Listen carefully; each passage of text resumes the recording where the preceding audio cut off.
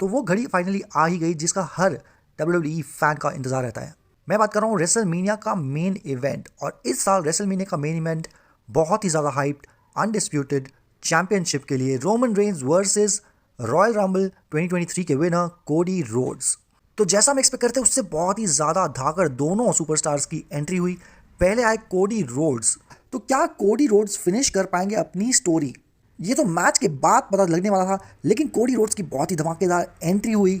वो गए ऑडियंस के पास जहां पर थी उनकी फैमिली, उन्होंने हक किया अपनी छोटी डॉटर को। उसके बाद उन्होंने वाइट बेल्ट अपनी पकड़ाई लेट ब्रोडी ली के बेटे को, और वो रिंग के अंदर एंट्री करते हैं। इसके बाद आते हैं the tribal chief Roman Reigns, और उनके साथ होते हैं पॉल हेमन और सोलो सिकोआ।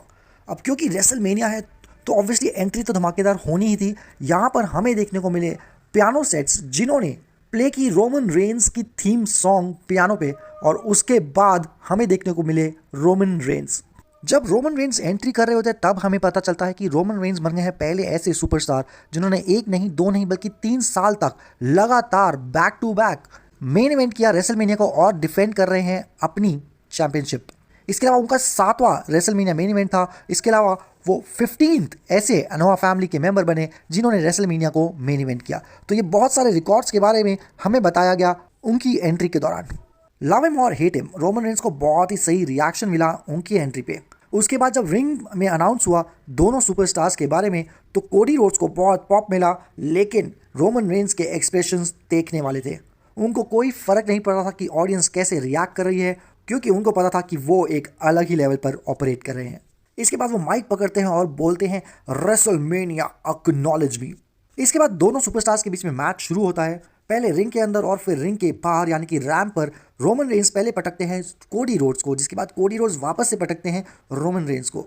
इसके बाद दोनों सुपरस्टार्स टू एंड फ्रो करते हैं, बैक एंड फोर्थ एक दूसरे को देते हैं अपने finishing moves. Cody Rhodes Roman Reigns को देते हैं क्रॉस रोड्स, लेकिन रोमन रेंज उसको कॉम्बैट करते हैं, जिसके बाद सुपरमैन पंच से भी बचते हैं कोडी रोड्स। इसके बाद रिंग अनाउंसमेंट टेबल के पास दोनों के दोनों सुपरस्टार्स जाते हैं।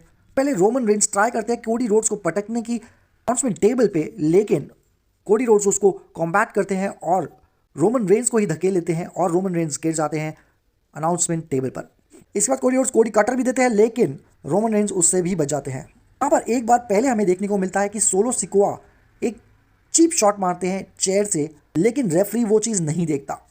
हालांकि बाद में जब दोबारा सोलो सिकोआ ट्राई करते हैं एक और चीप शॉट मारने का, वहाँ पर रेफरी को पकड़ लेते हैं और उनको बोलते हैं कि वो रिंग से बाहर चले जाए। तो अब रोमन रेंज अकेले हैं रिंग के अंदर और उनके सामने है Cody Rhodes the American nightmare. हर एक छोटे मूव पे ऑडियंस का रिएक्शन देखने वाला था। ये पिक्चर्स उन चीज़ को, उस इमोशन को जस्टिफाई नहीं करती, लेकिन बहुत ही सॉलिड मैच प्रेजेंट करते हैं दोनों के दोनों सुपरस्टार्स लाइव ऑडियंस को। और लाइव ऑडियंस 81,000 से भी ज़्यादा live audience and across the globe TV और अपने डिजिटल स्क्रीन्स पर देखती हुई ऑडियंस को। अब मेन इवेंट बिना ट्विस्ट एंड टर्न्स के तो ख़त्म होने वाला था नहीं, तो यहाँ जैसे ही बाय चांस इंजर होते हैं रेफरी और रिंग के बाहर चले जाते हैं, वैसे ही हमें देखने को मिलते हैं ऊसोस। रोमन रेंज के कजन्स ऊसोस आते हैं और हेल्प करने की कोशिश करते हैं द ट्राइबल चीफ को और बीट अप करते हैं कोडी रोड्स को। अब उनको कॉम्बैट करने के लिए रिंग में आते हैं the new tag team champion यानी कि केविन ओवंस और सैमी ज़ेन, और वो दोनों आते हैं रिंग के अंदर और बीट अप करते हैं ऊसोस को और उनको रिंग के बाहर फेंक देते हैं।